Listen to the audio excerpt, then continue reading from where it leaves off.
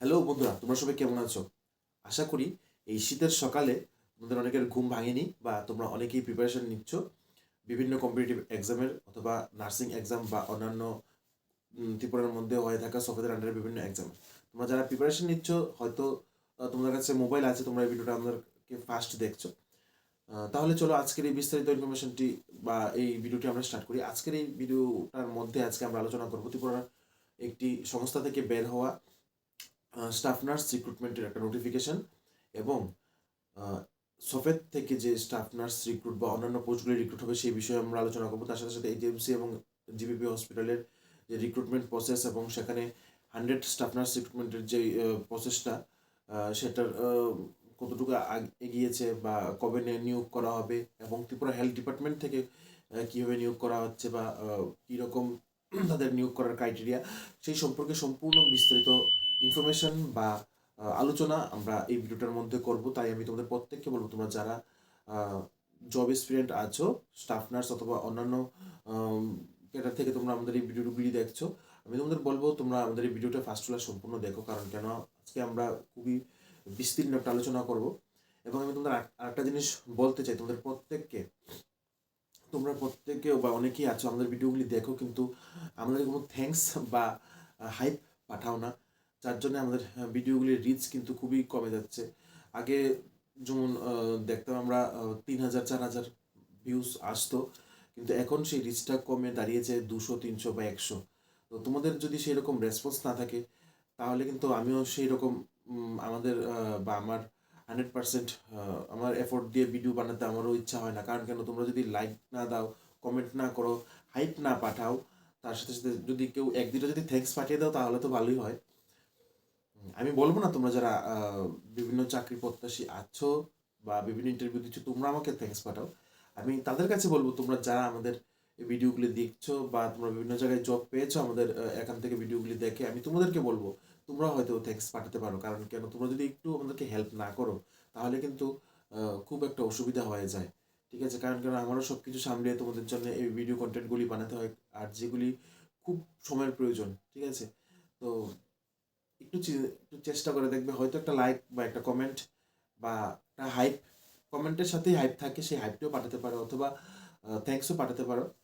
আমি তোমাদেরকে ফোর্স করছি না থ্যাঙ্কস পাঠানোর জন্য, ঠিক আছে? তাহলে আমি একটু মোটিভেট হই, ঠিক আছে, আমাদের ভিডিওগুলি একটু রিচ পায়, তাহলে আমিও আর একটু ডেডিকেশনের সাথে ভিডিওগুলি বানাতে পারি। আর আরেকটা জিনিস তোমাদেরকে বলো, তোমরা ভিডিওগুলি শেয়ার করে দেবে তোমার ভাই বন্ধু বান্ধব প্রত্যেককে। এবং যারা ত্রিপুরার বাইরে কলকাতা থেকে তোমরা দেখছো, অনেকে আমাকে ফোন করে জিজ্ঞেস করে, দাদা আমরা কলকাতা থেকে ত্রিপুরাতে আসবো, কবে টিকিট কাটবো, কবে এক্সাম হবে। তো দেখো, এক্সামটা কবে হবে সেটার ইনফরমেশন একমাত্র যারা এক্সাম কন্ডাক্ট করছে তারাই জানে। আমার তো কিছু জানার নেই, আমার কাজ হচ্ছে তাদের ইনফরমেশনটা যখন বের হয় সেগুলিকে তোমাদের কাছে সঠিক সময়ে পৌঁছে দেওয়ার। তো সেই কাজটা আমি চেষ্টা করছি করে যাওয়ার। ঠিক আছে, তো এইটাই আমার মূল লক্ষ্য বা উদ্দেশ্য ছিল। আর তোমাদেরকে আমি আরেকটা জিনিস বলবো, তোমরা যারা এখনও আমাদের ভিডিওগুলিকে সাবস্ক্রাইব করোনি বা হাইপ বা লাইক পাঠাওনি বা করোনি, তোমরা একটু please subscribe plus like plus share comment comment করলে তো খুবই ভালো হবো। কারণ কেন, তোমাদের এই ভিডিওটা আমি বলছি এখন বাজে সকাল 4:30, ঠিক আছে? কারণ কেন, এডিট ফেডিট করে অনেকটা সময় চলে যায়, ঠিক আছে, 4-5 ঘন্টা লেগে যায় একটা ভিডিও তৈরি করতে। ঠিক আছে, তো অনেক সময় হয় কি, এই একটা নোটিফিকেশন যদি সাথে সাথে বের হয় তা আমাদের পাবলিশ করতে একটু সময় লেগে যায়। একদিন সন্ধ্যার সময় বের হলে পরের দিন সকালে সেটা আপলোড করতে হয়, সেই সময়টা এডিট করে। তো তাহলে চলো দেরি না করে দেখা যাক আজকের এই নোটিফিকেশনগুলি যেগুলি বের হয়েছে ত্রিপুরার বিভিন্ন সরকারি বেসরকারি সংস্থা থেকে। প্রথম নোটিফিকেশনটি বের হয়েছে ইম্পালস পলিক্লিনিক থেকে, যেখানে নিয়োগ করা হবে ফিমেল স্টাফ নার্স। আজকে আমাদের প্রথম জব নোটিফিকেশন যা বের হয়েছে ইম্পালস পলিক্লিনিক থেকে, যেখানে নিয়োগ করা হবে স্টাফ নার্স। তাহলে চলো দেরি না করে সম্পূর্ণ বিস্তারিত ইনফরমেশনটি দেখে নিই। ইম্পালস পলিক্লিনিকের মধ্যে নিয়োগ করা হবে বিএসসি নার্সিং এবং জিএনএম নার্সিং স্টাফ নার্স। এবং তোমরা এখানে যারাই আবেদন করবে তোমাদের কিন্তু অবশ্যই 1 থেকে 2 বছরের এক্সপিরিয়েন্স থাকতে হবে। এবং তোমাদের কোথায় জব লোকেশন হবে, তোমাদের জব লোকেশন হবে আগরতলায়। এবং এখানে কিন্তু তোমরা যারা ফিমেল ক্যান্ডিডেট আছো শুধুমাত্র তোমরাই কিন্তু এখানে আবেদন করতে পারবে। তারপর প্রশ্ন হলো তোমরা এখানে কিভাবে আবেদন করবে। তোমরা এখানে আবেদন করার জন্য তোমাদের রিজিউম অথবা বায়োডাটা পাঠিয়ে দিতে হবে তাদের নির্দিষ্ট ইমেলের মধ্যে অথবা হোয়াটসঅ্যাপ নাম্বারের মধ্যে বা হোয়াটসঅ্যাপের মধ্যে। ইমেল হচ্ছে ইমেলস না, ইমেল হচ্ছে impulse.pathlabs25@gmail.com, অথবা তোমরা তোমাদের রিজিউম পাঠাতে পারো হোয়াটসঅ্যাপ নাম্বার 8837413488। এই দুইটা মাধ্যমে তোমরা তোমাদের সিভি পাঠিয়ে দাও এবং তোমরা কিন্তু সেখানে কোনো ধরনের কল করবে না, কারণ এখানে দেওয়া আছে নো কলস অনলি হোয়াটসঅ্যাপ। তোমাদের সিভিটা কিন্তু তোমাদের হোয়াটসঅ্যাপ করে পাঠাতে হবে, তারপর তারা সেই সিভিটা দেখে তোমাদেরকে ইন্টারভিউর জন্য কল করবে। আশা করি তোমরা সবাই এখন দেখে নিয়েছো ইম্পালস পলিক্লিনিক থেকে বের হওয়া নোটিফিকেশনটি, যেখানে তারা রিক্রুট করবে ফিমেল স্টাফ নার্স। এখন আমরা আলোচনা করব সফেদ। ফার্স্ট আমরা আলোচনা করব সফেদ, তারপর এনআরএইচএম বা এনএইচএম, তারপর আমরা আলোচনা করব এজিএমসি, তারপর আমরা আলোচনা করব লাস্ট ত্রিপুরা হেলথ ডিপার্টমেন্ট। তো সফেদের আন্ডারে আমরা আসি। সফেদ নিয়ে যখন আলোচনা করবো এখন, সফেদ হচ্ছে সোসাইটি ফর এন্টারপ্রেনারশিপ ডেভেলপমেন্ট, যে একটা সংস্থা স্টাফ নার্স রিক্রুট করে। অনেকে আমাকে প্রশ্ন করে বা ফোন করে বা SMS করে জিজ্ঞেস করে, দাদা সফেদ কবে স্টাফ নার্স নেবে? আসলে দেখো, সফেদ স্টাফ নার্স নেয় না। সফেদ সফেদকে কন্ট্রোল করছে আর যে সংস্থা স্টাফ নার্স নেবে সেই সংস্থা সফেদকে অর্ডার দেয় যে আমরা এখন স্টাফ নার্স নেবো, বা আপনারা এক্সামটা ওই দিন কন্ডাক্ট করেন, বা আপনারা এই মাসের মধ্যে এক্সাম নিলে তারপর নেক্সট মান্থ থেকে আমরা ভাইবা নেব, তারপর বা 2-3 মাস থেকে আমরা তারা যখন একটা মিনিট লিস্ট বানিয়ে দেয় যে সফেদের এক্সাম হয়ে গেছে, একটা মিনিট লিস্ট বানিয়ে দেওয়া হয়েছে, তারপর সেই সংস্থা বা অর্গানাইজেশন তাদেরকে রিক্রুট করার জব অফার লেটার পাঠাবে। ঠিক আছে?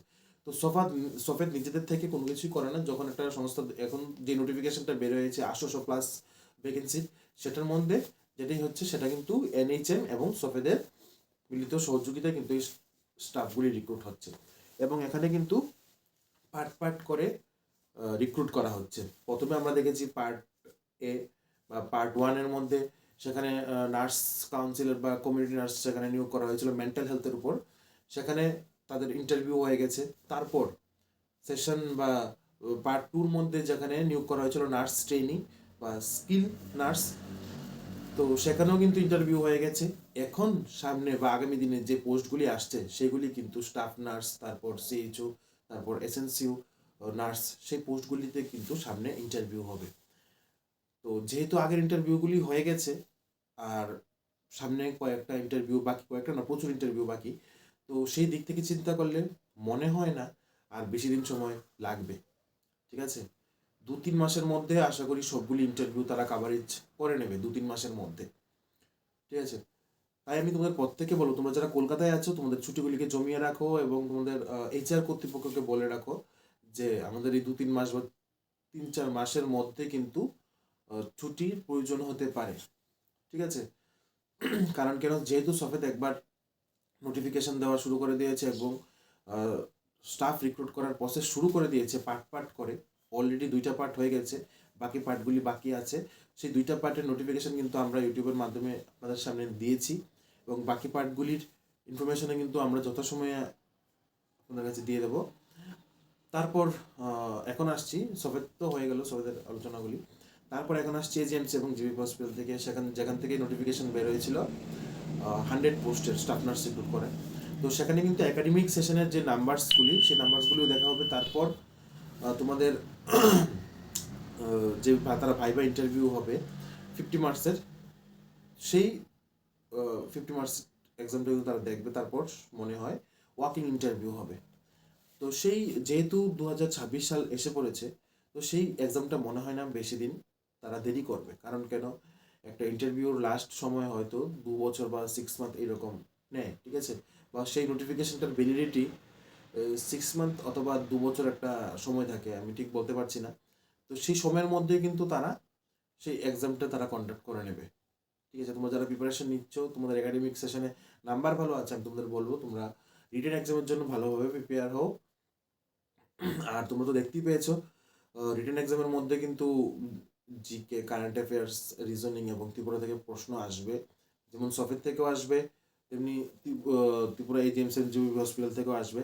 তাই আমি তোমাদের প্রত্যেককে বলবো তোমরা এই 3টা বা 4টা বিষয়ে তোমরা কিন্তু তোমাদের নিজেদেরকে প্রিপেয়ার করতে শুরু করো।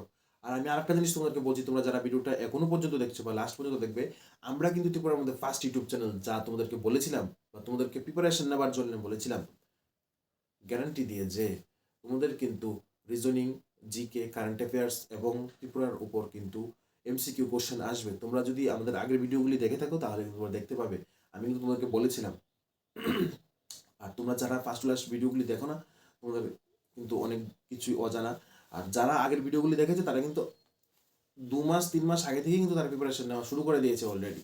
যখন আমি এএনএম এর সিলেবাস এবং স্টাফ নার্সের সিলেবাস দিয়েছিলাম তখনই কিন্তু আমি বলে দিয়েছিলাম শুধুমাত্র এই সিলেবাস থেকে না আসার চান্স কিন্তু আসবে, কিন্তু 80% 20% কিন্তু একটু হেরফের থাকবে, বা জিকে, কারেন্ট অ্যাফেয়ার্স ত্রিপুরা থেকে কিছু পার্ট কিন্তু ঢুকবে। সেম হয়েছে ত্রিপুরা এবং ত্রিপুরা জিকে এবং কারেন্ট অ্যাফেয়ার্স, তারপর রিজনিং থেকে কিন্তু পার্ট কিন্তু ঢুকেছে সবের মধ্যে। ঠিক আছে, তোমরা যারা আগে থেকে প্রিপারেশন নিচ্ছ, তো তোমাদেরকে আমি বলবো তোমাদেরকে আরও বেস্ট অফ লাক। তোমরা আমাদের ভিডিওটি ফার্স্ট ক্লাস দেখো। তারপর এখন আসছি হেলথ ডিপার্টমেন্ট থেকে। দেখো, হেলথ ডিপার্টমেন্ট থেকে ডাইরেক্ট রিক্রুট করার কিন্তু কোনো নোটিফিকেশন বের হয়নি। হেলথ ডিপার্টমেন্টের আন্ডারে এনএইচএম এবং জিবিপি হসপিটাল কিন্তু রিক্রুট করছে। আগে কি হতো, যখন আমরা ফার্স্ট ইন্টারভিউ দিয়েছিলাম 2016 সালে, বা 2016 সালের আগে যে রিক্রুটমেন্টটি হয়েছিল বা মাঝখান দিয়ে 1-2 রিক্রুটমেন্ট হয়েছিল, তখন কী হয়েছিল, হেলথ ডাইরেক্টর থেকে, ত্রিপুরা হেলথ ডাইরেক্টর অফিস থেকে ডাইরেক্ট রিক্রুট করা হতো স্টাফ নার্স। কিন্তু এখন এনএচএম একটা প্রজেক্ট, ঠিক আছে, এনএচএম এর প্রজেক্টের আন্ডারে তারা কিছু কিছু পার্ট করে রিক্রুট করছে, তারপর এজিএমসি হসপিটাল থেকে তারা কিছু কিছু পার্ট করে রিক্রুট করছে। এইরকমভাবে যদি তারা রিক্রুট করতে থাকে তাহলে একটা সময় দেখা যাবে কি প্রত্যেকটা হসপিটাল থেকে তাদের আলাদা আলাদা নোটিফিকেশন বেরোচ্ছে, আলাদা আলাদা সময়, আলাদা আলাদা স্থানে, আলাদা আলাদা পোস্ট এবং আলাদা আলাদা সংখ্যায় তারা রিক্রুট করবে। ঠিক আছে, আমি তোমাদের প্রত্যেককে বলবো প্রত্যেকটি নোটিফিকেশন তোমরা আমাদের ইউটিউব চ্যানেলে পেয়ে যাবে। তার আগে তোমাদের আমাদের ইউটিউব চ্যানেলকে সাবস্ক্রাইব করতে হবে, তা না হলে কিন্তু অনেকগুলি নোটিফিকেশন তোমরা নাও পেতে পারো সময় মতো। এবং তোমাদের মধ্যে অনেক আমাদের ওয়েল ওয়েশার্সরা আছে যারা, বা ওয়েল ওয়েশার্সরা আছে যারা আমাদেরকে বিভিন্ন সময় বিভিন্ন জায়গার নার্সিং জবের নোটিফিকেশন গুলি আমাদেরকে দিয়ে থাকে। যেমন বিদ্যাজ্যোতি স্কুলে নোটিফিকেশন বের হয়েছে, অনেক সময় আমাদের কাছে এসে পৌঁছায়নি, তারা আমাদেরকে দিয়েছে, দাদা তুমি তোমার ইউটিউব চ্যানেলে এটা আপলোড করো। কেন? তাদের একটাই মাত্র লক্ষ্য, যেন কোনো ধরনের পার্সোনালিটি না হয়, ইন্টারভিউ যেন 1-2 জন না দেয়, একটা ইন্টারভিউ দিতে যেন 10-15 জন বা 50 জন বা 1000 মানুষ বা 10,000 মানুষ যেন একটা ক্রাউড সৃষ্টি হয়। অপরচুনিটিটা যেন সবাই পায়। চাকরি হোক একজনের, কোনো অসুবিধা নেই, কিন্তু চাকরি ইন্টারভিউ ফেস করার অপরচুনিটিটা যেন সবাই পায়, সেই উদ্দেশ্যে আমরা কাজ করে যাচ্ছি, সেই উদ্দেশ্যে আমাদের YouTube channel unique strength table কাজ করে যাচ্ছে। আশা করছি তোমাদের কাছে আমাদের এই জব নোটিফিকেশান বা আমাদের এই ইনফরমেশানগুলি ভালো লাগবে। যদি ভালো লেগে থাকে তাহলে আমাদের এই ভিডিওগুলি প্রত্যেকের কাছে শেয়ার করে দাও। চেষ্টা করবে লাইক, কমেন্ট, থ্যাঙ্কসটা আমি বলবো না, হাইপ যদি পারো থ্যাঙ্কস পাঠাতে তাহলে তো খুবই ভালো হবে। কারণ কেন দেখো, একটা ভিডিও তৈরি করতে আমাদের খুব পরিশ্রম হয়, তারপর এডিটিং সামনে বসে কথা বলা, সব কিছু সামলিয়ে, তো একটু দেখবে, তোমরা একটু চেষ্টা করবে। ঠিক আছে, তোমরা সবাই ভালো থাকো, সুস্থ থাকো, এবং এই শীতের সময় তোমাদের পরিবারের যত্ন নাও। তুমি নিজে সুস্থ থাকো, পড়াশোনা করো, স্টাডি করো। তাহলে প্রত্যেকে আজকের জন্য এতটুকুই। বাই বাই, টাটা, তোমরা সবাই সুস্থ থাকো।